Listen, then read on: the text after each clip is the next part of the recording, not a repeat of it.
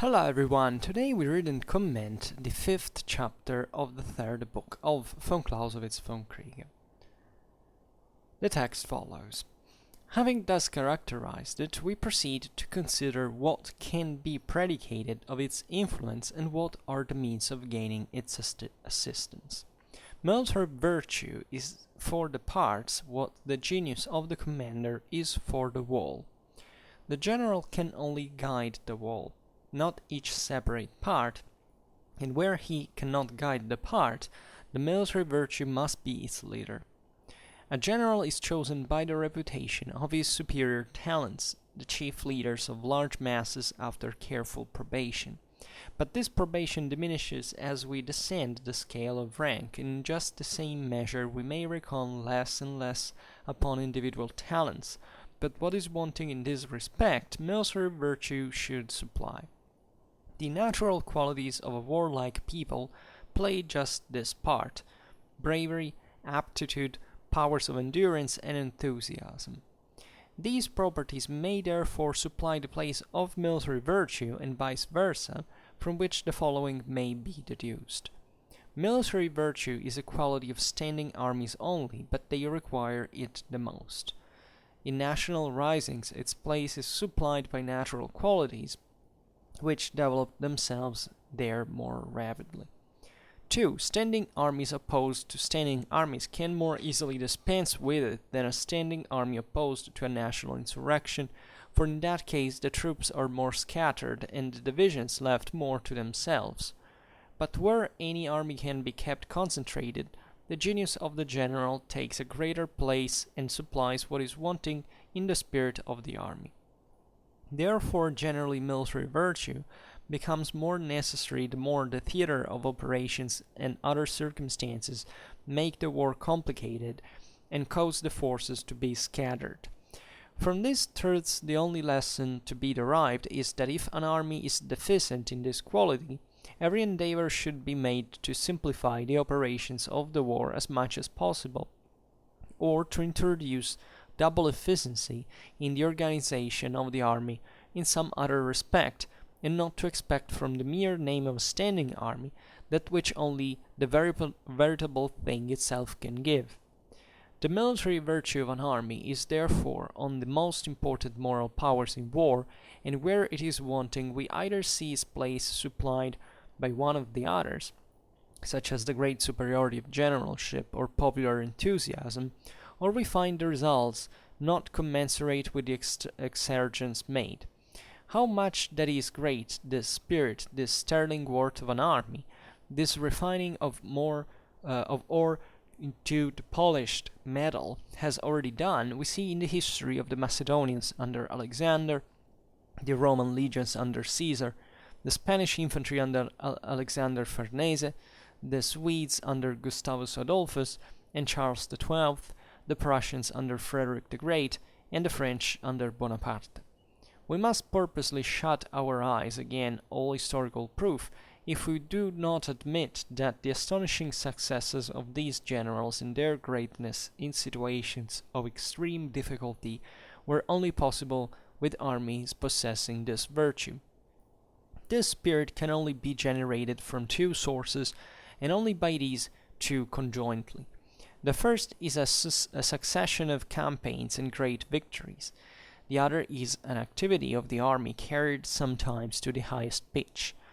Only by these does the soldier learn to know his powers. The more a general is in the habit of demanding from his troops, the surer he will be that his demands will be answered. The soldier is proud of overcoming toil, as he is of surmounting danger. Therefore it is only in the soil of incessant activity and exertion that the German will thrive, but also only in the sunshine of victory. Once it becomes a strong tree, it will stand against the fiercest storms of misfortune and defeat, and even against the indolent inactivity of peace, at least for a time. It can therefore only be created in war and under great generals, but no doubt it may last at least for several generations, even under generals of moderate capacity and through considerable periods of peace. With this generous and noble spirit of union in a line of veteran troops, covered with scars and thoroughly inured to war, we must not compare the self-esteem and vanity of a standing army held together merely by the glue of service regulations and a drill book. A certain plodding earnestness and strict discipline may keep up military virtue for a long time, but can never create it. These things therefore have a certain value, but must not be overrated. Order, smartness, goodwill, also a certain degree of pride and high feeling, are qualities of an army formed in time of peace which are to be prized, but cannot stand alone. The wall retains the wall, and as with glass too quickly cooled, a single crack breaks the whole mass. Above all, the highest spirit in the world changes only too easily at the first check into depression, and one might say into a kind of rodomontade of alarm, the French sauve-qui-peut. Such an army can only achieve something through its leader, never by itself. It must be led with double caution, until by degrees in victory and hardships the strength grows into the full armor. Beware then of confusing the spirit of an army with its temper. So, this is the second part of the 5th chapter on the military virtue of an army. And we split it in two because it's very dense of very important concepts, and in the first half, von Clausewitz has fundamentally defined what military virtue is, right? To make the very long story short, it's essentially a set of capacities that stem chiefly from the prolonged commitment to the military activity, so that essentially you get functionalized for it, and still, however, within a specific organization, as we will understand better now. Obviously, here there's not an absolute value. Today, you will see, for example, that von Clausewitz talks about the so-called permanent armies, so essentially the modern ones, one of the modern states, for permanent professional armies, began fundamentally from the second half of the 17th century. But even this is what I was trying to say is that is asymptotic. Which means that essentially every single army is never absolutely military virtues, and also in pre-modern times you actually find armies that reach substantial amounts of military virtue, and in fact the modern army is not even probably the standard here. I mean, it's difficult here. We have just read examples about the Macedonians under Alexander, of the Roman legionaries, and even of the Spanish infantry under Alexander Farnese, for example. So this is really to be understood in a spectrum, and this is how the Vom Kriege is really read and understandable, because otherwise, you lose and you crystallize a judgment on it in a wrong way, right? That has nothing to do with what von Clausewitz was explaining. And in the second part, von Clausewitz states it, having thus characterized military virtue, we proceed to consider what can be predicated of its influence and what are the means of gaining its assistance. In other words, how does this thing reveal itself, and how can you get it fundamentally. And then he writes, military virtue is for the parts what genius of the commander is for the wall, right? Fundamentally, military virtue, as we'll see now, takes over all those parts of the same military instrument that are not directly commandable by an officer on the field, right? The commander-in-chief doesn't quite know what is happening on the field, if not through the whole army itself, its hierarchy, its communication systems, etc. And overall, this system largely works by itself, right? And it's as if military virtue was the oil of this engine, right? It's a system that fundamentally gets used, gets functionalized, gets perfected for the waging of war. And von Clausewitz says that the general can only guide the wall, not each separate part, and where he cannot guide the part, their military virtue must be its leader, right? And this is very important in military historical terms, because you can easily realize, historically speaking, and von Clausewitz also explains later, how fundamentally a military system, not even a single army as such, but the military in general of a certain country with a certain polity, can keep on functioning, well, from their, in fact, from this base of military virtue that, as you understand, can extend at several levels here, can be even encompassing even doctrine, as, at least applied doctrine, or the way the saying that this naturally is always talking about the military instrument per se, but it's obvious that this is part of a political, social body of some sort, right? It's the example of Caesar is important, for example, because with Caesar you realize that he basically didn't bring any substantial change in the Roman army, right? Skipping, we will talk about this in the future, but I mean, his victories naturally came not just from his talent, the commander, as actually a politician led to war in this regard, but also from this secular military tradition that now the Roman army had, and that presented this machine that largely kind of still knew how to work by itself, right? And that could be replicated into these various parts. That's a good example, because it reveals how such military systems can remain standing without any particular, let's say, even commanding capacity in certain cases. Definitely Caesar's case is not the one, but definitely there are, as we've seen also in the first half of this chapter, last video, that definitely you can win without even being military virtuous, right? It doesn't take to be necessarily military virtuous to actually win, or let's say not be defeated, which is the same thing, right? You can still overwhelm the enemy with elements that are banally, numbers or resources. I mean, and this has to do with banally.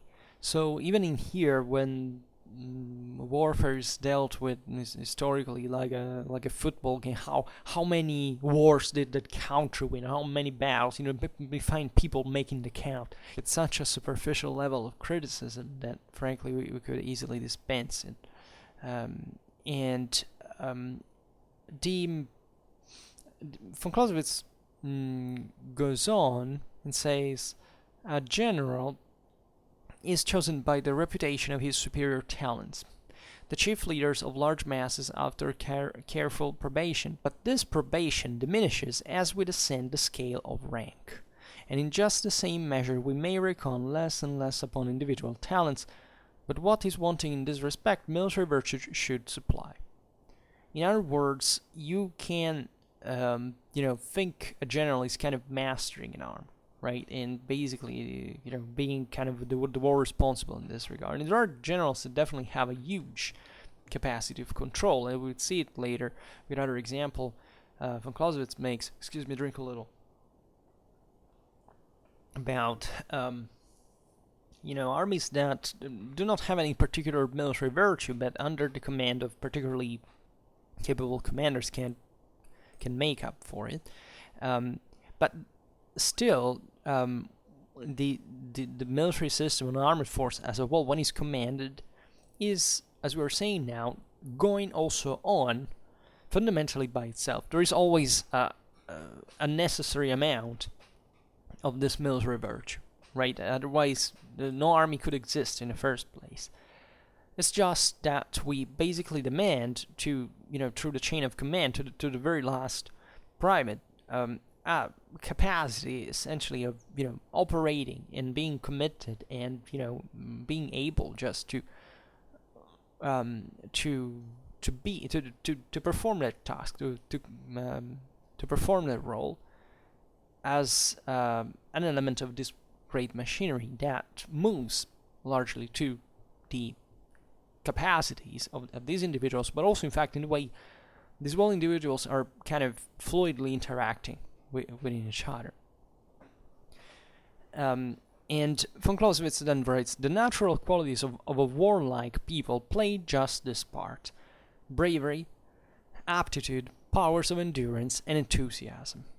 here von Clausewitz is properly addressing those peoples that do not have a permanent professional army, right, a modern army, and that therefore compensate with other qualities that can in part make up for the military virtue that, as we've seen, belongs chiefly to the modern world. Meant here, not just, in fact, as we were saying before, in temporal terms to certain times of space, but simply to the higher, let's say, centralization in command, right, from politics to war and also to society.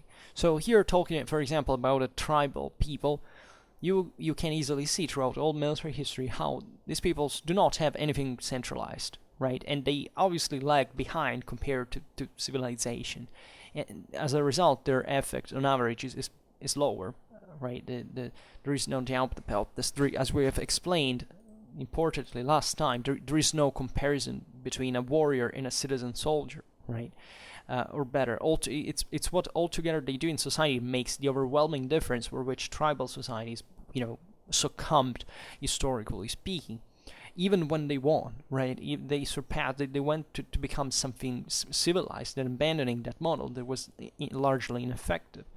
But these people must fight in a way, so they fundamentally substitute this military virtue, this higher organized, let's say, systematically trained and professional even force, with bravery, aptitude, powers of endurance, and enthusiasm, right? So other qualities that actually fit in by themselves with military virtue as a whole, but that have a more evident bias for the for things like courage, this immediate even enthusiasm and capacity of, an attitude, and this, willing of, being exposed to sufferance fundamentally, but that do not go much further because they lack this more linked thoroughly and, deeply systematized way of war. And von Clausewitz says these properties may therefore supply the place of military virtue and vice versa, from which the following may be deduced. 2 points. 1. Military virtue is a quality of standing armies only. Right, so we're talking about those modern armies as we have defined them before. But they require it the most. Right, this is particularly important to understand, also in a historical terms and civilization terms. Like, the effort that is required, naturally, to have a modern army in this regard is much higher than the one for having a tribal army. Let's put it in this way. Why is this important? Because this is, in the theory of the art of war, essentially detaching the military aspect from the politics and the society that produced them. That in reality does not exist as such, as we have learned in von Clausewitz. But the point is that an army that is more organized, more sophisticated and so on, obviously requires a higher cost. Right, so we can't necessarily just, of course, on the field, this military virtue that makes it move essentially has been much more costly than the one that has brought the barbarians to fight, right, were their clans in there for. But the point is also that, of course, on the field there is an overwhelming advantage deriving from the first, right, but this still requires a society that is particularly capable of achieving that. So the consequence in this regard is that when you look at modern warfare, let's put in contemporary warfare, of course, as well, you realize that making functioning an army better requires a much greater degree of commitment overall to the system, right?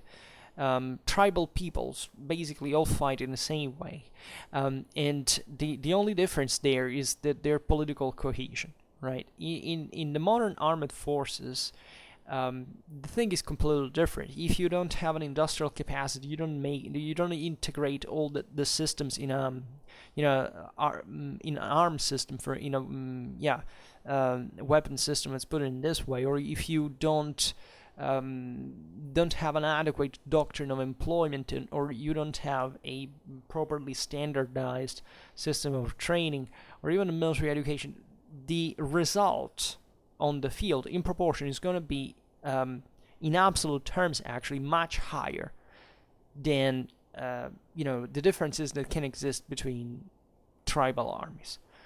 What this means in turn is that basically the more the more civilization develops, and the more asymmetry develops, right? And this is particularly evident historically in the sense that of course in pre-industrial times, aside from firearms that at a certain point made it somewhat different, but fundamentally people in the world fought in the same way, right? You can say, okay, yeah, there were great differences in societies. Think about the ones of the nomadic ones of the steppes, or the one of the great sedentary empires. Yes, but if you look at the essentials of how they worked and what took for making those systems, it was very simple. It was basically the same thing. Today, it's evolving in another manner, and this has an enormous set of implications. For example, the fact that we depend, industrially speaking, militarily speaking, on a kind of a global scale. Like at this point, you can't simply pretend you can produce the necessary weaponry or equipment for creating an armored force, saying, okay, we'll produce them autarkically, just with the resources of my country. There is not a single country in the world at this point that can't do it. It can do it anymore, right? And this, in case of imagine a war in which it's everybody against everybody, this naturally produces. At that point, it would produce a collapse that is unimaginable, of course. But just clashes between two major countries could bring to important asymmetry problems. Like, even why is that people are focusing so much on technology today? Because objectively, if you look at the technological accomplishments today, well, they are much more important than in the past, because having an updated guiding missile system, let's put it in this way, compared to someone that doesn't have it, is producing a much greater deal in absolute terms in reality. But always given that there is all a gigantic system behind that technology that by itself is also virtually influent for what will eventually happen in what is normally called as allegedly an asymmetric warfare, right? And to us, these minor changes seem to us an enormous deal, exactly because we focus on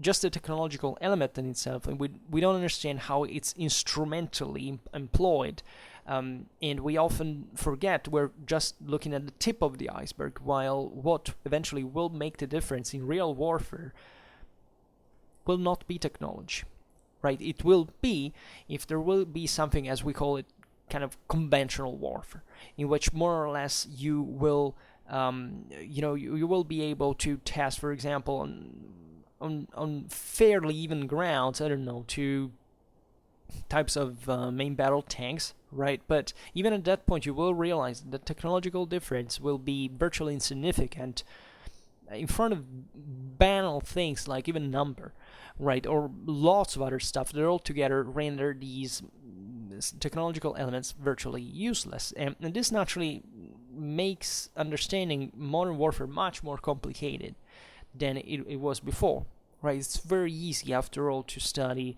ancient warfare, medieval warfare. People think that it's somewhat sophisticated and great, but it's just because people in general don't know anything about those worlds. But if you were to explain just Napoleonic warfare compared to medieval warfare, right, that's a nightmare, right? It's enormously complicated. And yet, since we think that these are more recent times, we presume that we understand them better. Instead, no, right? And this has also a strictly strategic impact, because, as we often point out, the fact that people really do not understand much about the world they live in, but they think they do, is strategically significant, right? Because you can fundamentally exploit the lack, for example, of a strategic culture among even in the same,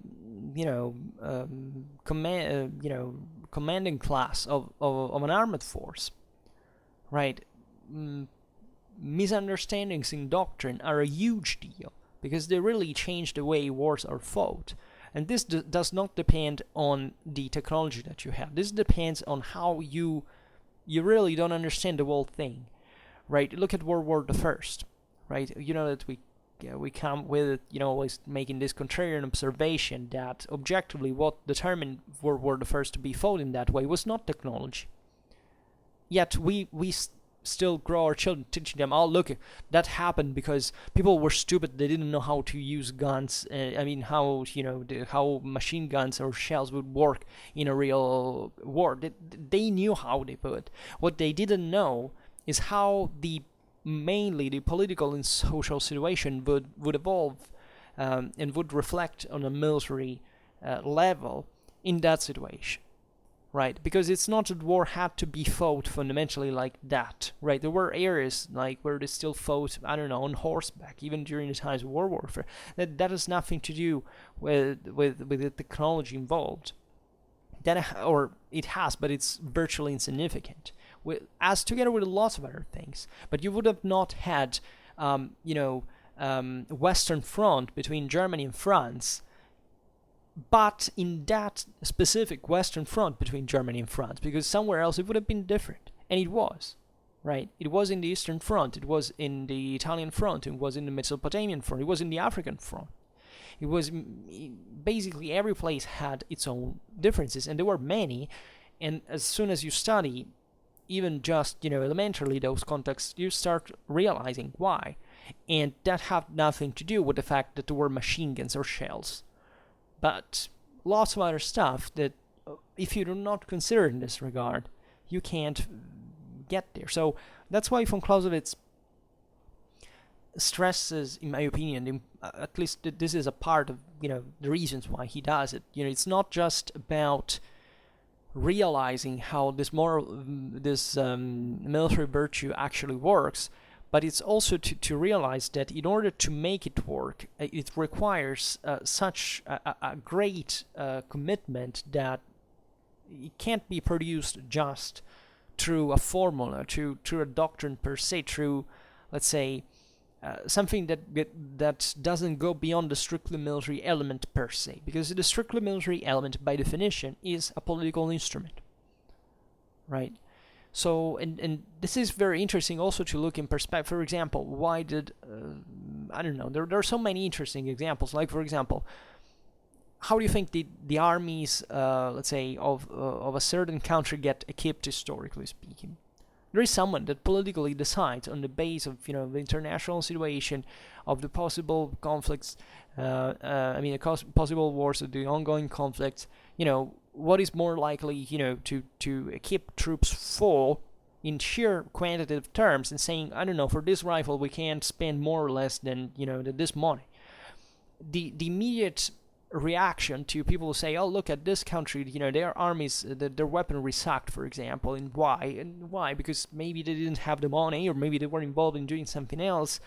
And the thing is that becomes a qualitative judgment of the country and of its armed forces, basically based in absolute terms solely on, what a gun was like. This is the trick in which kids always fall when approach these topics without context, because nobody tells them. And yet it's one of the easiest way to approach it, because, what are people interested in mostly? Guns and things that, make noise and make explosions and stuff, because guess what? That's what we are more instinctively attracted from, by chaos and this kind of weird, material side of the story, when we can't obviously measure the moral one, that however is the single most important element. So this is a very important statement. Military virtue is a quality of standing armies only, but they require it the most. It's not to be given for granted. There is not a magic formula that makes armies arrive ready and fit on the battlefield. as if they were a war game pack where you can just have the standard army and so it works, right? And there is not a single army in history that has ever been alike, right? Simply because there's never been a single human being that has ever been alike. And von Clausewitz goes on and says, in national risings, its place, that is the one of military virtue, is supplied by natural qualities, which develop themselves there more rapidly, right? So here, this is an important concept also, because it shows the importance, in fact, of the moral strength that fundamentally emerges in a situation where an entire political group decides to, an entire community decides to rise, for example, because it's being pressured, right? And at that point, the interesting thing is, look at eventually what von Clausewitz died in the Polish uprising, right? And just to make an example, and well, look at the history of first half of 19th century Europe, right? We had a greater technology, we were expanding, our society's in motion. What happens? Revolutions, right? And revolutions are not guided by, in fact, those who are in command.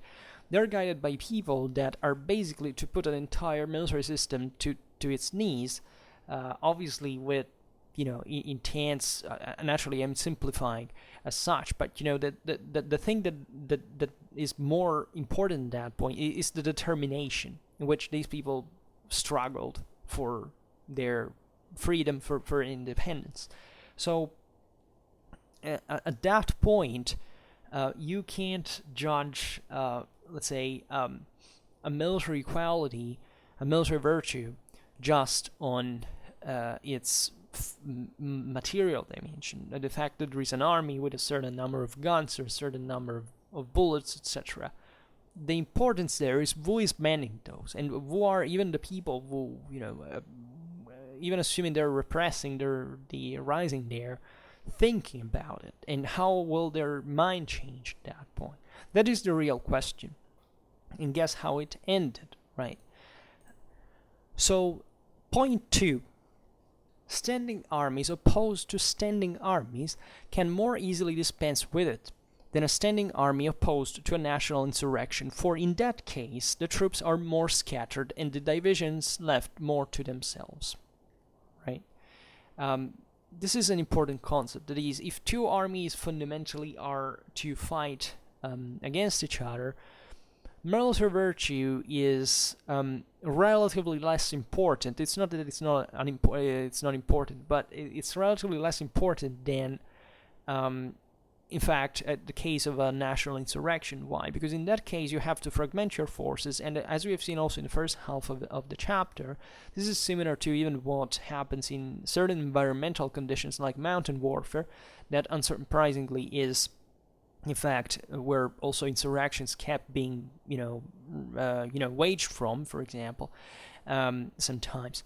I mean, many times, because it obliges the at this point we presume the central armies. We really want to couple the two things, to disperse, right? To go fighting just on a terrain and on a ground that is populated by people who are scattered everywhere, in that it's not an easy ground, and it brings to the problem of the individual units at that point to be reliant more on themselves.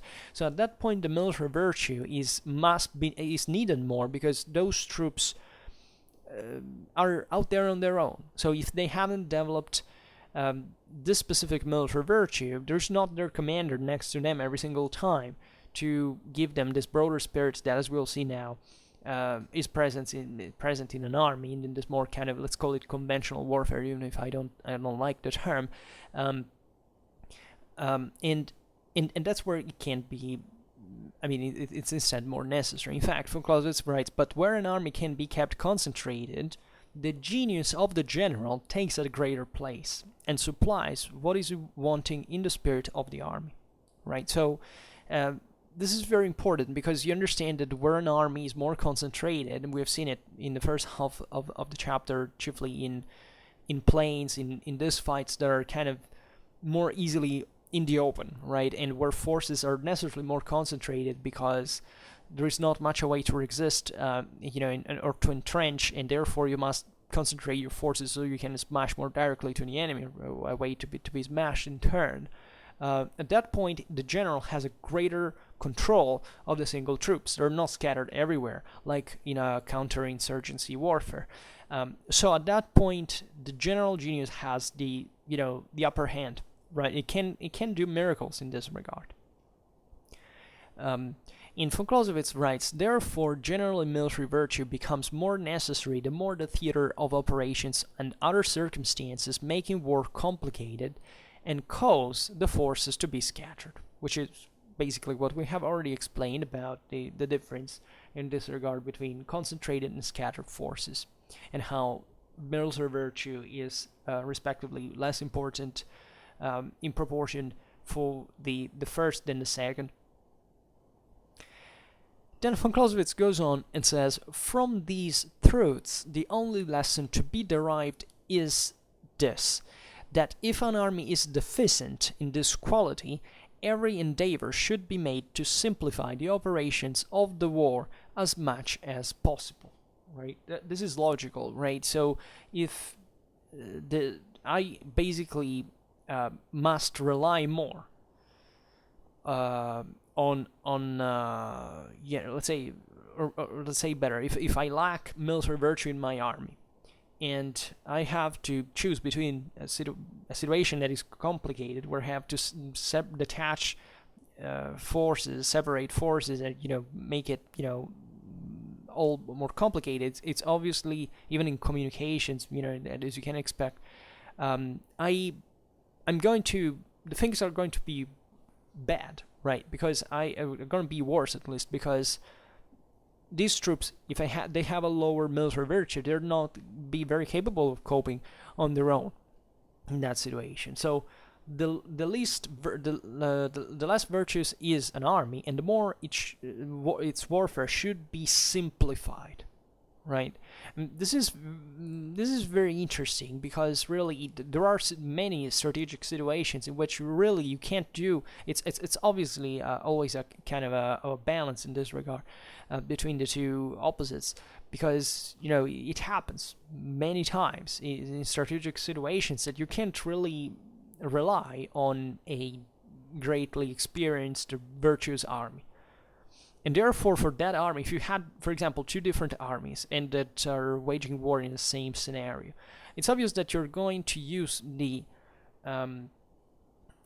most virtuous army in kind of more difficult tasks than the one that is weaker, right?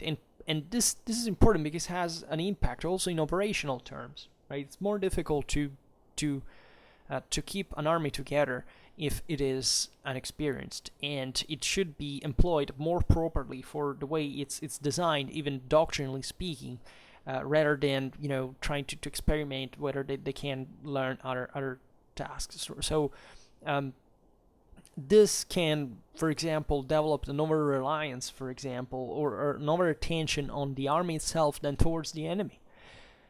It can oblige you to, for example, not sometimes make the difference between attack and defense, because you can't rely on the less experienced army in that regard for an attack.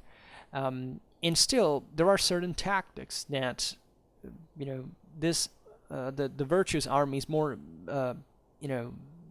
prone to perform, even if they know less than an army that has less of this virtue. So it's all very simple after all. But this concept is really, really important per se. And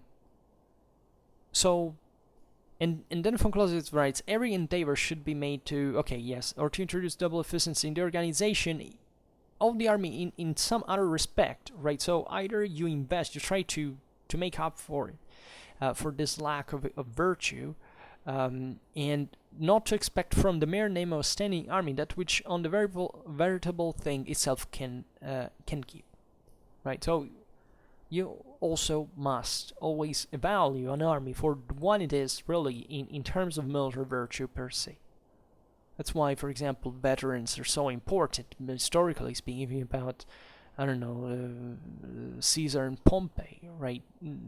There were major strategic implications, like in order to make certain moves, etc. Because, of course, all Roman legions are not alike, right? And this is not a material problem; it's rather a moral one. And von Clausewitz then writes, the military virtue of an army is therefore one of the most important moral powers in war, and where it is wanting, we either see its place supplied by one of the others, such as the great superiority of generalship or popular enthusiasm, or we find the results not commensurate with the exertions made. Right? There are, in fact, enthusiasm here. It's something different than virtue. Right? There be an enthusiasm can easily run out. Generalship, as we have seen, can make up for the lack of military virtue as well. Right? So it's a complex set of abilities that is developed, as we will see now, chiefly in through actually direct military experience, just like for command. That there is this parallelism between the military virtue of the army as a whole and the ability of a commander, right, in the way it's structured. Then how much that is great, this spirit, this sterling worth of an army, this refining of ore into the polished metal has already done, we see in the history of the Macedonians under Alexander, the Roman legions under Caesar, the Spanish infantry under Alexander Farnese, the Swedes under Gustavus Adolphus and Charles XII, the Prussians under Frederick the Great, and the French under Bonaparte. We must purposely shut our eyes against all historical proof if we do not admit that the astonishing successes of these generals and their greatness in situations of extreme difficulty were only possible with armies possessing this virtue. Indeed, like what would have been Alexander's accomplishment within the military machine that his father had put together, right, would have been Caesar if Rome had not developed since the 4th century, the manipular, eventually cohortal legion, and its intensive, organizational, engineering skills, etc. Would have been even the accomplishment, and these were all great generals. Like you're not downsizing the importance of an Alexander or Caesar. The same goes for Alexander Farnese, right? There was would have been his powers if he had not disposed of the Spanish tercio, right? Or what would have been Gustavus Adolphus without the Swedish army had actually built himself, and that he created through the difficult hardships, strains, and sufferings and losses against, for example, the Polish-Lithuanian troops. Charles XII, that improved naturally.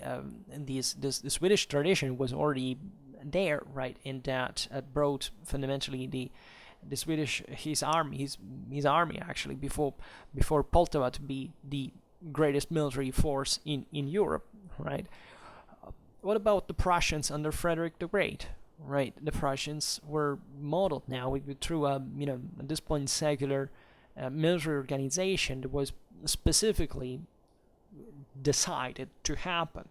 The same goes with the French of Bonaparte. Would have been Bonaparte without the French military culture and the revolutionary wars that had forged this men just already into war with their experience. So von Clausewitz is rightfully saying we cannot deny that history, the way it went under these great generals, actually owed an enormous much to the military virtue of the armies that for a way or another, as we have seen, were under their command. Then von Clausewitz goes on and says, this spirit can only be generated from two sources, and only by these two conjointly, right? So there are two necessary reason, right? The first is a succession of campaigns and great victories, right? Military virtue is built through campaigns and actual victories, in the sense that it doesn't just take to send someone in campaign. You just have them to fight and to win in the process, because otherwise their experience in combat will be limited, and you will not forge their spirit in that regard the most, where the the pressure is the highest. The other is an activity of the army carried sometimes to the highest pitch, right? So even in here, you can't just bring an army shortly on a campaign, making them just one battle with all the most favorable situations before. No, you have to intensively bring this army almost to its breaking point, right? You can't fully develop a military virtue if you don't push these men to the limit. And von Clausewitz says, only by these does the soldier learn to know his powers. This is the point.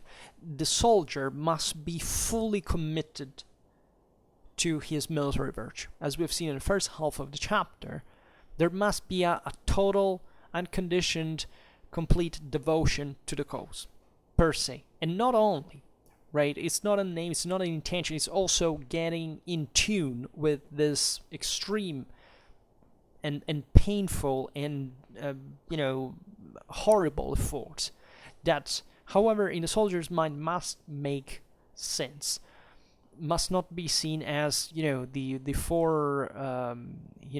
announcement of the future disgrace. It must be understood as what will eventually make them have victory. Then von Clausewitz goes on and says, the more a general is in the habit of demanding from his troops, the surer he will be that his demands will be answered. Right? This is also important for the general in these terms. If you don't know how far you can push your men, you will never know how up to which point you can rely on it. You must test this, and this is naturally risky as well, right? This has a cost. Then the soldier is as proud of overcoming toil as he is of surmounting danger. Therefore, it is only in the soil of incessant activity and exertion that the German will thrive, but also only the sunshine of victory. This has to do also with other events in life. When you go through hardships and you are kind of you're suffering, you're next to give up basically, and you can't think of this otherwise. But when it's done, when you actually accomplish, you achieve your results, you say, you know what, that was maybe one of the most empowering and didactic and important experiences in my life, and it was worth to, I don't know, it's difficult to say whether it was worth to do it or not, but at least now you acquired something, and fundamentally, even about yourself, what your limits are, right? This can be observed easily, even, in sport, for example. It's also, what is the next step you can take, the step ahead that you can do extra to really feel you're in control at that point. And that's very fascinating when you feel yourself growing in this process, right? And you know how much you can rely. And this has to do with a lot of other situations, even in intellectually, right? If you don't know anything about a certain reality, and then you do know that because you learn through hardships and difficulties, etc. But then you get there, you say, you know what, now it's as if I had a mental structure that can contain all what I've been through, and that is definitely wider than what I had before, right? So you can't realize at that point it's not just something more that you have learned, but potentially lots of other things that can fit in the size of that accomplishment that can be replicated and that require at different levels other efforts, of course, but that have make you grow up to that point and you're confident about it. So until you don't do it, you don't grow, and this is hard, right? Because nobody wants to try and sometimes fail and suffer in the process anyway, but that's how we live our existence after all, and it all depends on how far you really want to go and how much you care, right? And don't think that this is not important even at collective level, in the sense that the same goes for political and military and social accomplishments, right? Wars are things that people have to believe in if they really want to win. It doesn't suffice to have an army of certain type. There must be really a will to endure pain and sufferings and sacrifices. And this is not to be given for granted, and it's not to be found in a rifle or in money or in other material objects, but it has to be found in your motivation, without which there can't be any of this by definition, right? Then von Clausewitz says, therefore it is only once it becomes a strong tree, this military virtue, it will stand against the fiercest storms of misfortune and defeat. Right. This is also powerful, because it also makes you realize that this thing is not just done to. Ideally it is to win. Intentionally it is to win, but this toughness that you acquire is also what is gonna help you in the process of accepting a misfortune, accepting a defeat, right? Because if you really know where you are going, and it's not the first time that you're committed in this, for which everything is concentrated on it, and a defeat can come like a crashing blow from which you may not ever rise again, unfortunately. A greater experience can make you more morally resourceful. It can make you say, okay, now I've been defeated in here, or this misfortune happened, but I know how I can get out of this because I've been there before, or at least I think I know from previous experiences what this means and how I can do it, right? And these things happen all the single time in every single thing we do, right? And that's why great enterprises are fundamentally the best for a person to grow. Otherwise, we are simply, making economy on ourselves and not really accomplishing much and not really growing much. So, and don't think that this is something you can make up for at every age. Like what we should intensively educate, what we get intensively educated for in school, universities, also because we are young people.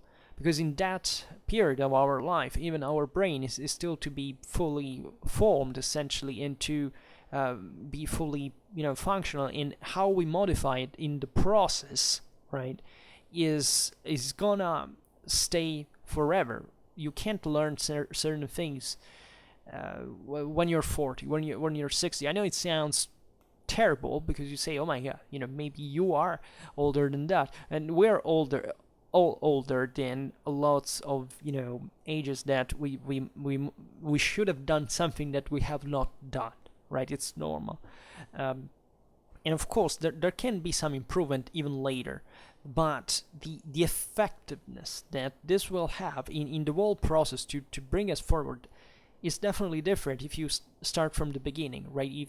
Given this, we also know that genetically speaking, our best characters are the ones that we have as younger people, like organisms. Like the best traits emerge at a young age. Then on the longer run, that's why also genetically we were programmed to even to decay in a certain way, right? I know it sounds gloomy. If you're depressed, please don't listen to this. But I mean, the concept is really the sooner the better. Of course, not with everything. There must also be a stage of everything must be also adequately measured for your age. But there are certain things that you are strongly encouraged to do before it's too late, because they can help you incredibly for the rest of your life.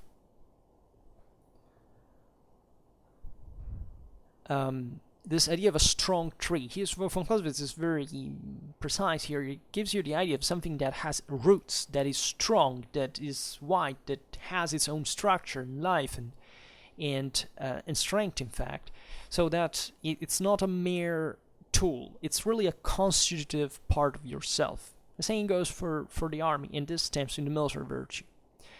And in fact, just like what we said now about life, Von Clausewitz says, and this thing can stand against the indolent inactivity of peace, at least for a time. This is also important. Like, if you accomplish something, you can go by stages, right? And taking also the adequate amount of, burning resources for work is also very, very demanding, and you can't do it straight, like, all the time. There is a limit of resistance in this regard, but you can increase it over time, so that even if you make a great effort, for a while you can rest, but then you have to restart, and you'll see that you restart stronger than before. And it's amazing how much the human mind can adapt to this. Even the human body part, but never as much as human mind. And so what von Clausewitz is saying here is that, of course, you don't need to make war, all the time to be effectual, right? And it may actually not be the case, because if you make too much war in this regard, it's as if you make too much exercise, right? Von Clausewitz says that even in peacetime, naturally a state should be, pretty aware what it was happening, sending military advisors, people that can learn, even people that can fight everywhere in small numbers, just to get how it's warfare transforming, in which situations, in which contexts, etc. But this experience that you mature can actually last for several generations without a necessary reactivation of it, right? The case of the Roman military reforms is a bit like this. Think about the cohortal reform that basically remained unchanged through even the Augustan reform and arrived to Septimius Severus intact. And well, that's something that lasted for good 300 years. And you can say, well, of course, it wasn't born the day Marius made his reform. It actually existed since before. But the point is that, the courts existed since at least the Second Punic War. But the concept is that system had a reason that remained, and a spirit, however, that remained. Right? There was a society and a political system there that rendered it a necessary organ to function as a military instrument. Then von Clausewitz says, it can therefore only be created in war. This is also sad and astonishing and dramatic, but it is so, right? That if you want to have military virtue, you also must fight. Otherwise, you will not know how it is. It's not a political problem. It's not a cultural problem. It's simply largely an intellectual problem, because if you don't know how war is made, if you've never fought a war, this happened historically speaking. There were countries that, were not unified for centuries. And this weighed on their, on their effectiveness, even just politically speaking. And this is a huge deal. There are beautiful studies on this. And can therefore only be created in war and under great generals, but no doubt, so also under commanders that can really confer that military virtue by making the army operate, right? But no doubt it may last at least for several generations, even under generals of moderate capacity and through considerable periods of peace. Then von Clausewitz writes, with this generous and noble spirit of union in a line of veteran troops, this is really what it is, like as a military virtue, the noble spirit of union in a line of veteran troops.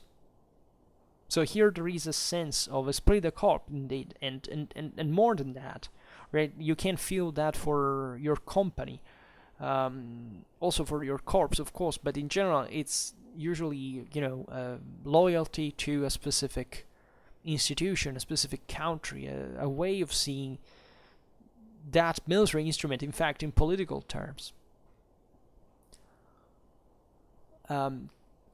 This noble spirit of union in a line of veteran troops covered with scars and thoroughly inured to war. We must not compare the self-esteem and vanity of a standing army, held together merely by the glue of service regulations and drill book.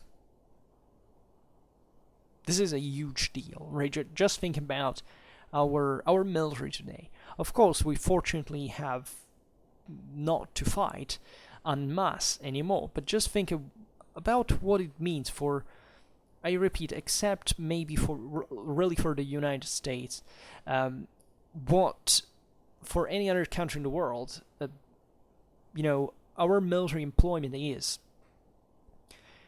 as a community, and how much we actually lack in terms of sheer practice in strategic culture, and how much we rely just on the idea that maybe, being a military man is a job like another one, assuming that you do it maybe just for the money, or maybe you feel the esprit de corps of the people you work with, but maybe you don't have much of a great political culture, you don't even understand democracy or history for that matter. This is valid actually for every single army in the world, right? It's not this happens in every army in the world, but I mean the one that is more engaged, the one that actually learns from reality what this whole thing is really in fact about, that will really exist as a military virtue you can rely on in the future.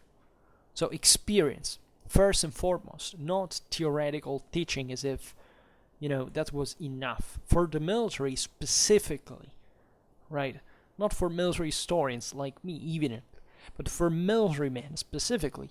Experience in war is everything, is literally everything, right? And this is valid for many other realities, even for historians, or even for any other job. Even if you're a doctor, you can study medicine for years and years, but until you don't cut a body, you don't know how it's done, right? And this is a huge deal, because that our professionalism is based exactly on this. So this is largely similar.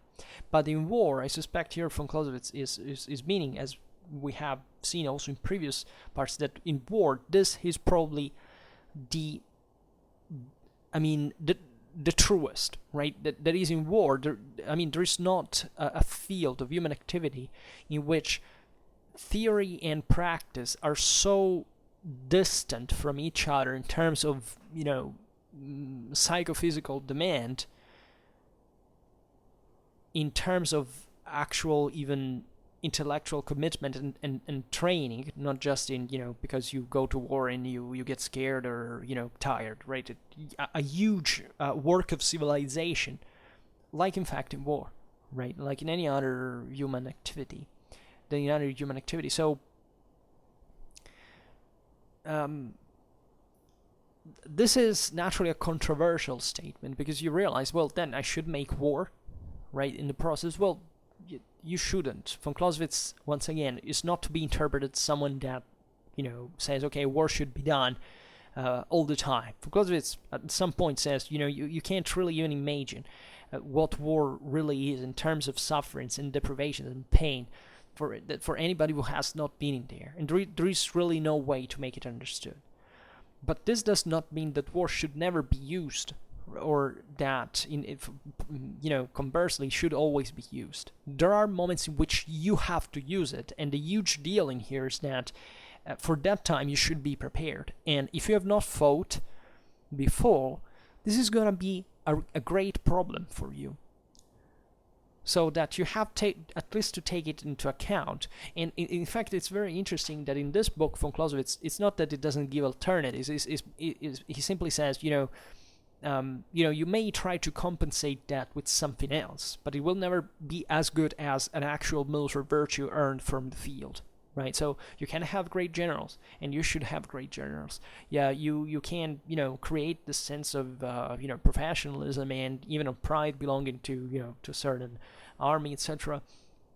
You can do a lot of things, but until you have that experience on the field, there's nothing to do with that, right? And probably the best thing at that point is actually, if you don't want to make war, if you don't need to make war, to train great generals. But even in here, great generals are the greatest the more they have an actual direct military experience. And also, if this is accompanied by a sound military historical education, which is complementary to the growth, let's say, of military expertise for the military specifically, as for anyone for that matter. So there would be lots of other things to say in terms of, what this also means for a whole society to know about these things. Just to know things like military history, for example, which is definitely something that, the popular culture is not very interested in, at least in its serious sense. And also, just, I would say, banally, a political, a democratic literacy, right? If people don't know military history, that would be one of the least, maybe not one of the least problems, but at least it comes second or third if you put, for example, politics in the front or society in front. You should be knowing what this whole thing is about, and you should know the Clausewitzian Trinity enough well to say that you cannot pretend to know the history. Let's say, let's put it another way: you can't know that your community, your politics, your society, if you don't know war and what it is, even just in potential, and how it works. Because that is a fundamental part. It's 1/3 of the system that you must realize. Because once again, this is not about the actual armed force of reference. Here it's about the employment of violence per se. That is something that happens all the time, continuously, in peacetime. I'm not talking about, military men going abroad or doing, being constantly employed, of course, for their duty and service. But I'm talking about actual political violence in the sense of, how do you impose something? Even just democratically speaking, by the principle of 50% plus one, or what happens socially speaking, how people actually are always violent with one another. We always are. Even me speaking now is being violent in a way. We all are. Everything we do has a degree of violence in it, and that's how we physically evolved, right? From a biological point of view, because there is no other way to. We can't be programmed, right? So if you cross out violence as an option, you are simply a political and social illiterate. You can't understand what this whole thing is about, and you will just be babbling stuff about what ideally you should do, like never harming anyone, and then realizing that the world has never and will never work in this way, unless you will basically kill every single person, or depower it at the point that we will be incapable of doing anything in the first place and die anyway. So this is concretely the problem. It's not a philosophical problem. This is a physical, biological, genetical, mathematical problem. It's a soundly scientific statement. Once again, if we don't get this, we're going to have a lot of problems. It seems to me that our society today has not gotten it. And the worst thing about this is that if you don't get educated about violence, you will be more likely to misuse violence. Right? This is very important. What do you do when you buy a gun? Well, I don't know where you come from, so let's skip this part. But let's say, there's a background check, right? You should be trained for it. You should be, educated for using it, right? Think at what it is to live in a society that doesn't teach you anything about violence. this is probably going to be one of the most violent societies ever, right? Or at least one of the societies where the violence will pose one of the greatest problems in absolute terms. Once again, if you think of pacifism as an ideology, probably I think pacifism is actually spectacularly as violent as militarism by definition, also because the two things could not exist without the other. So, once again, the same goes for interventionism or isolationism. There is an inherent violence in there, and it has always a positive value. Like, it's not that if you're pacifistic or non-interventionistic, you are less violent than a person that is is an interventist or a militarist. You're actually posing the same problem to this society, whereas an intelligent person should stay in the middle and say, okay, I will decide whether to intervene or not intervene, to be violent or non-violent, depending on the actual situation. With pacifism, we wouldn't have a free society. We would let every person take power, because all the others would be supposed not to do. Of course, it's impossible to achieve it, because pacifism cannot exist, once again, physically speaking, in human reality. Not violence lived as something per se, because violence, is just a tool, and it runs out when, the motivation for it runs out. So the enormous problem in this regard is, once again, that if you absolutize, if you extremicize, I don't know how to say this, but you become essentially radical about whether to use something or not using something, well, you are making a damage to yourself and other people. And you're responsible for it, you're accountable for this, because you're being violent, and chances are that that violence will be exercised on you as well, at the point that someone will put you down because of that. And this is actually an evolutionary and important tool for our survival, because we have evolved as animals in a way for which you can't let everybody do what they want. You can't let a tyrant rise to power, you not using violence for what reason exactly? For what moral reason not using violence? Of course you have to use violence. Do you want to live under tyranny? What would be resistance or war of liberation without violence? Are we kidding?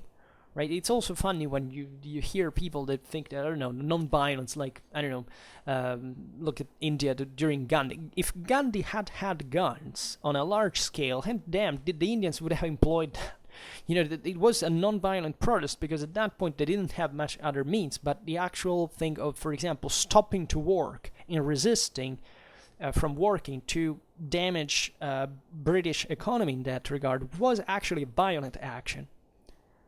And it made an actual offense to that, because think about the people that lost money because of that. It's as if you had, stolen that, I'm not morally judging it, but it's as if you had been suffering an actual violence. How much does a punch in the face cost? It probably has a cost. It probably is a few $100. But that's exactly the point we are making here. That the ideal, well, it depends. I was just reflecting back of my mind. Probably also $1,000. It depends on the situation, because guess what? A punch in the face can have a certain value for a person, another value for another. Right? These are fluctuating prices, and once again, if you just pretend to take an absolute meter of evaluation, you will not be real. Hence, you will create a problem. Same goes with violence, right? This is the crystalline and purely crystalline Clausewitzian theory, right? It's so, like, when it finally strikes you, you say, "Damn, it is like this." And why don't we realize it?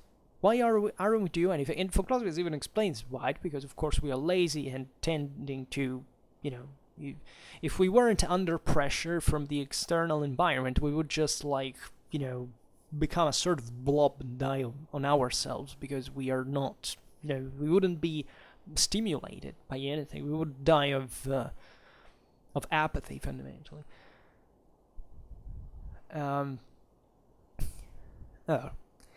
So I don't remember where we were right here.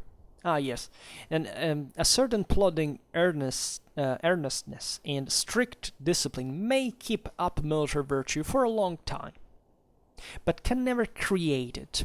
You see, discipline is something that you must give a motivation to people for, right? You can't just impose someone to be under, right? It's very fascinating historical perspective that in fact the most disciplined armies were not, armies of subjects that were castigated with discipline to become professional soldiers. The most violently disciplined armies in the world were volunteers, right? I don't even want to think what the training of a of a Roman legionnaire actually was, right? We are told that it was as violent as an actual combat. People died. People were beaten. It was disasters. Like we're not talking about many others. Think about the initiatic rites in tribal societies. Some of the most astonishingly violent. Of course, those were not very disciplined societies, but that's exactly why the sheer horror of violence that were posed under that was, what Von Clausewitz was saying before, like how you compensate for the lack of this military virtue that is essentially a collective one. Look at what the Spartans did. The Spartans were not actually a huge deal compared to, to normal European tribesmen who were actually not. They would be just like modern NCOs, right, in terms of training. But look at what they did to the Elos, right?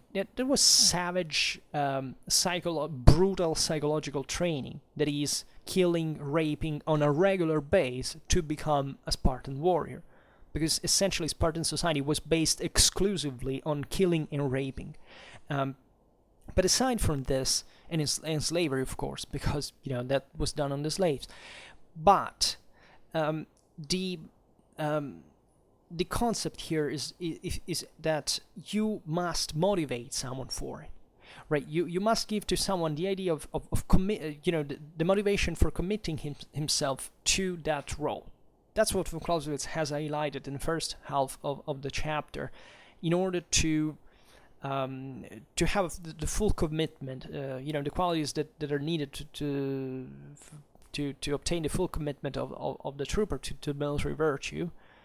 And this naturally cannot be obtained just through sheer imposition. That can do, right? Once again, discipline in armies has been often, and it's keeping to me in many cases, one of the most brutally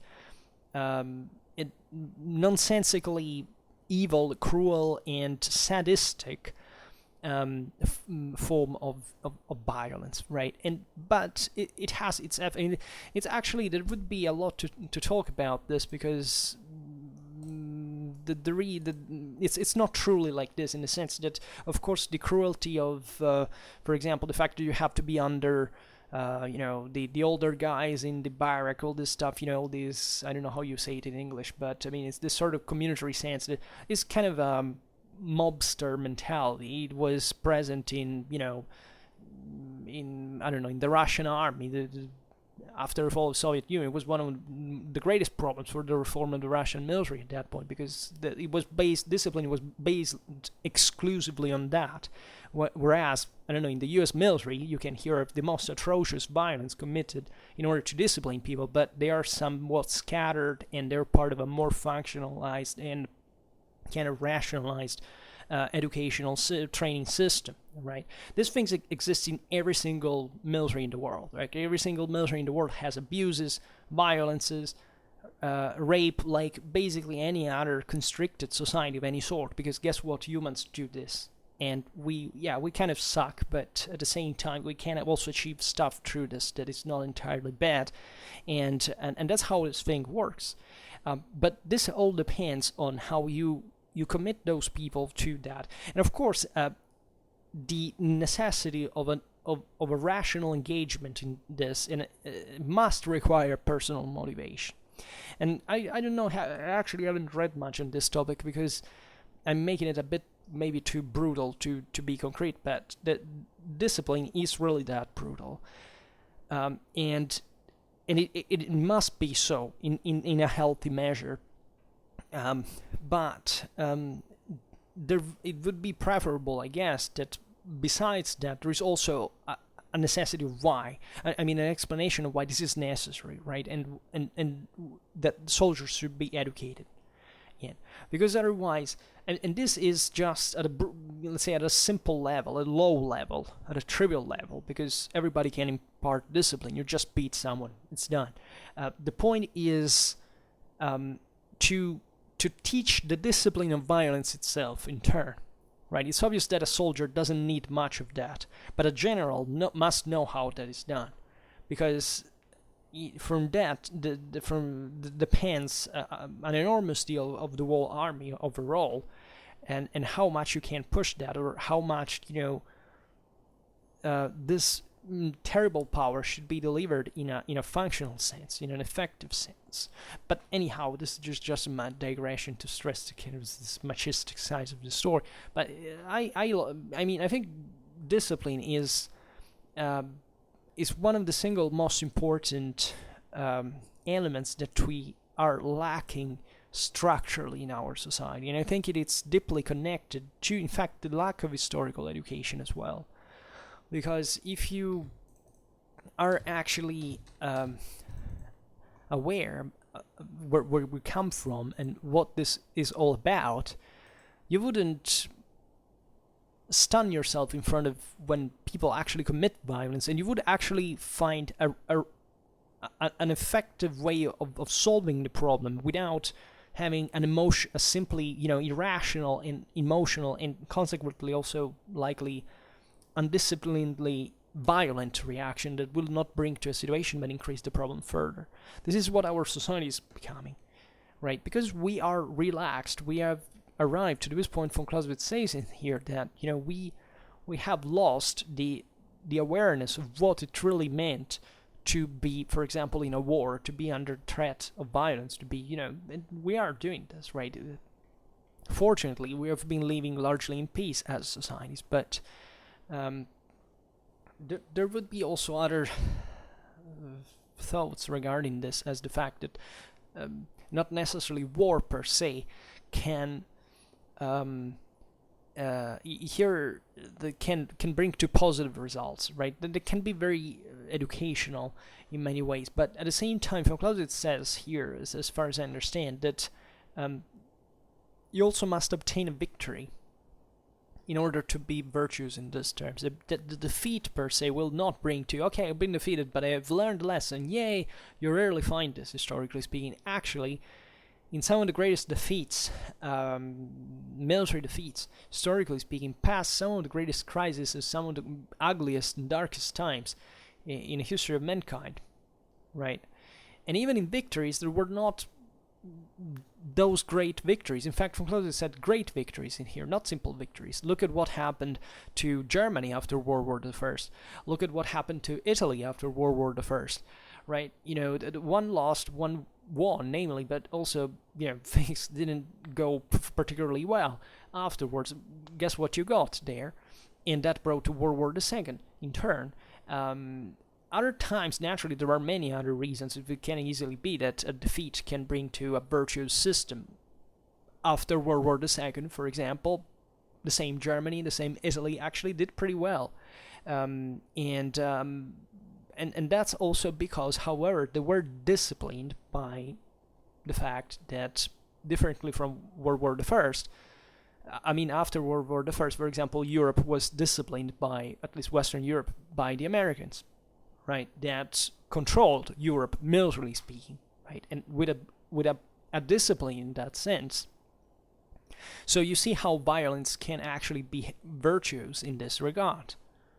Because leaving Europe out there without a Marshall Plan, even if there hadn't been the Soviet Union, even if United States and Soviet Union said, okay, we leave Europe alone, absurdly, to think that after World War II, people would have been, Europe could have not reverted to fascism. National Socialism was voted widespreadly in Austria in the 1970s. Still in the 1950s, actually in Germany, Hitler was a pretty, conceived as a pretty positive figure, and these things still are not over, because don't think that even after World War II we actually learned the lesson. Many people didn't, right? And this is a huge problem, because no society is perfect, and there is always being sometimes just more than an exception and systemic and structural problems. Even during the Cold War, look at black and red terrorism in Europe. Fascists and communists actually still, making innocent civilians explode, killing, kidnapping, all this stuff. That's a historical reality, but in the meanwhile, we kind of got, fully, modern, rich, secularized, industrialized countries, and with a sound democratic asset after all. So this could have not been possible if there hadn't been a control that you must use through deterrent force, right? And it is a problem to leave without too much threats, because that can let you go, morally speaking, right?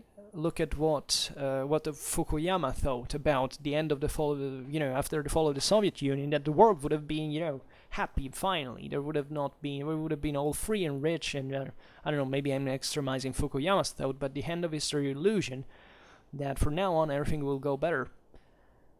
Yeah, I mean, if you look at certain macroscopic indicators, of course, poverty has been radically reduced.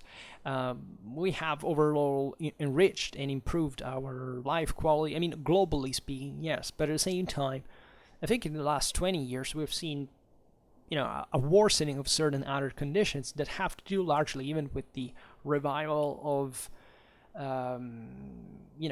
of certain specific contrasts and certain specific conflicts, and all the instability that derives from that. But at the same time, society was too relaxed by saying, okay, well, now we don't have to worry anymore, and so that's why problems occur, right?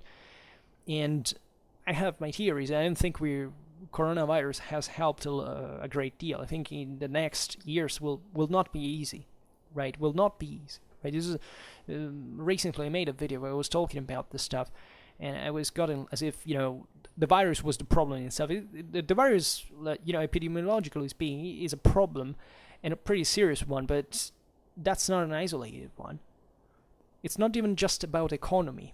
I'm not worried just because this has already brought to economic damage, etc. It's because there is something else called politics, right? And things in society. Things can change and have changed pretty deeply. We would have told 6 months ago that we would have gotten to this problem. You know how much we have lost, and how many problems this will trigger. I'm experiencing it myself, for example, because now, even with my university, we have enormous problems. We even just for knowing what will happen.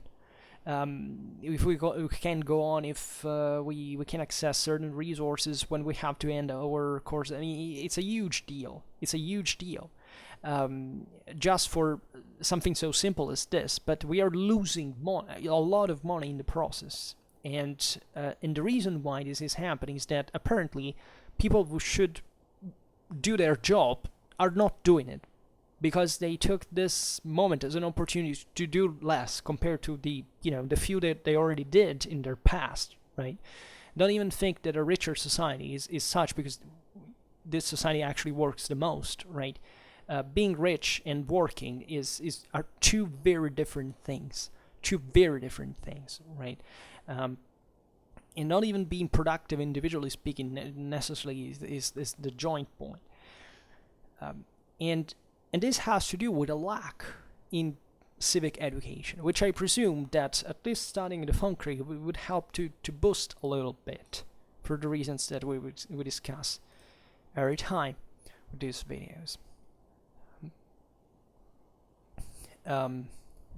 So regulation books.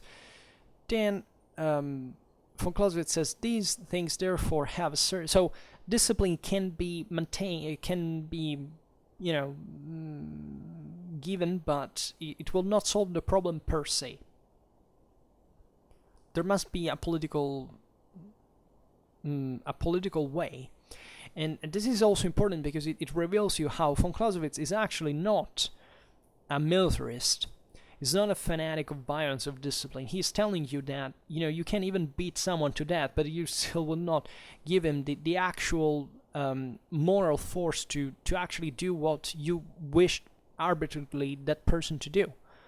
There must be preconditions, and the problem is that this depends on the political will, and violence depends on the political will. So if you meet someone that disagrees with you, now that's a problem, because either you negotiate or you go to war. So how can you control the mind of someone?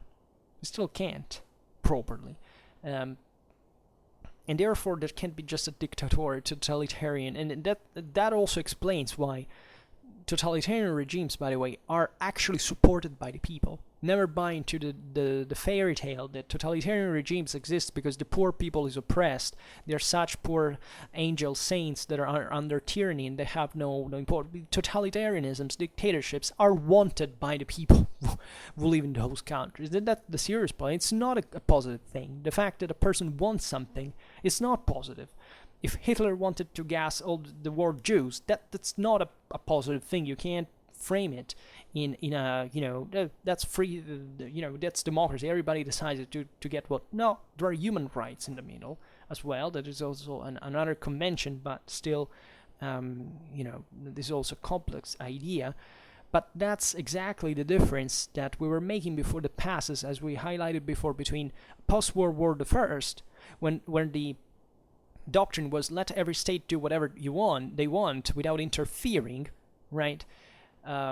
Because they thought that World War I had broke out just because Austria-Hungary had interfered with Serbia and therefore broke the thing. To post-World War II, when say definitely no, countries cannot do whatever the hell they like, right? And that is called civilization. There is a difference between freedom and liberty, or between, let's put it in this other way, negative freedom and positive freedom. Because if you really like freedom, you should be free even just to shoot in front of the first person you meet in the street. And you can't do that. And guess why? Because if I find you doing that, I will shoot in your head. Guess what allowed that to happen? Violence. And this is why it is so central to this whole issue we are discussing in Vom Kriege.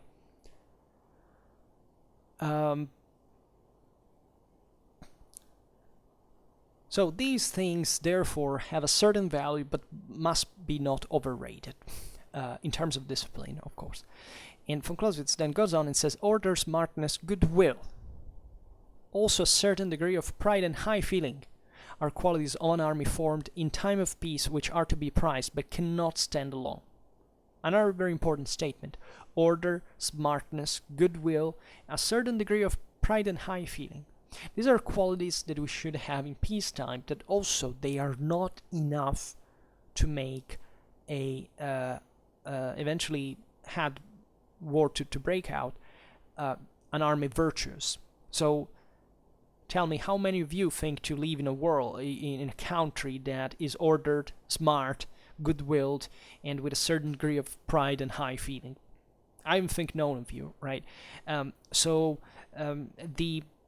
The point here is that even if our countries were all like that, we still would have problems to control our violence if we don't have a further experience in it. Just imagine instead in the world of reality, where definitely countries are not ordered, smart, good-willed, and with a certain degree of pride and high feeling, a certain degree of pride and high feeling, right? Even the excess in that is a problem, actually. And think of how things can turn out. This is a recipe for disaster. Von Clausewitz says, the wall retains the wall, and as with glass too quickly cooled, a single crack breaks the wall mass. Above all, the highest spirit in the world changes only too easily.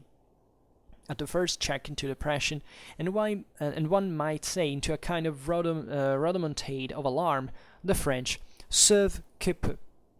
That is to say, even if you were this kind of cool country where everybody's happy and virtuous, if you get toward that point, still your army can break in the blink of an eye, right? And sauve qui peut, that is, save, yourself if you can, or those who literally do, he who can save himself, do it.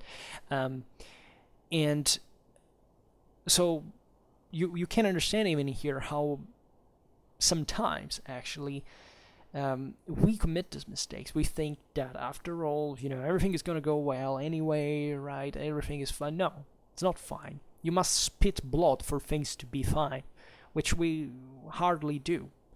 And guess why things will go bad? I don't want to be pessimistic. I'm not a pessimistic person, really. I pretend to be kind of balanced in this regard, but it's kind of easy to be kind of right in the end, considering this, reading the thing through this filter, because it's actually a pretty fair one. And Clausewitz has showed why, us why this is kind of an objective judgment. And Clausewitz says, such an army can only achieve something through its leader, never by itself. Right? That is to say, if you don't even entrust the command here to someone who knows what he's doing, the army, as a community of even citizen soldiers, will not make it. Right? So, as we were saying before, if you don't have military virtue, you can compensate a bit with discipline, a bit with good commanders, but it's going to be risky anyway. Also, it must be led with double caution. Right? So it's as if don't make it break. Don't make it break. Like this thing, it goes on, and you know that it can be crushed from a minute to another. Because you don't... Von Clausewitz is giving you the sense that you can really feel whether an army is cohesive or not. It really gives confidence to the general itself. Right? There are many beautiful literary passages that illustrate this this aspect. There are so many from the Bello Gallico, for example, when Caesar, at the siege of Gergovia, for example, asks the soldier to say, you know what, I know you're tired, it's under the snow, terrible siege, or a bloody thing, and in the winter campaign said, you want to go home, I will let you go if you want, right? Kidding, because they needed to, and the soldiers all together said, no, we don't want to go because we're here for you, we will make you proud and all this stuff. This is really the kind of response. These soldiers were suffering the pains of hell right there. So that is really the military virtue of an army. So it must be led with double caution until by degrees in victory and hardships the strength grows into the full armor. Right, it's a beautiful picture. This idea that this military virtue confers an armor to the army itself, a complete one. Beware then of confusing the spirit of an army with its temper. That is to say, you may go to war for whichever reason, but if you're not animated by this kind of virtue, you will not fulfill your duty anyway. Alright, so the fulfill your duty. Yes, well, you achieve your goals or necessarily have whatever. But let's put it this way. So for now, I just hope that you enjoyed this video. If you did, please share it, otherwise leave a like or subscribe to my channel if you're interested in my upcoming contents. And for now, I thank you heartily for listening to me. I wish you a nice time and see you next time. Bye.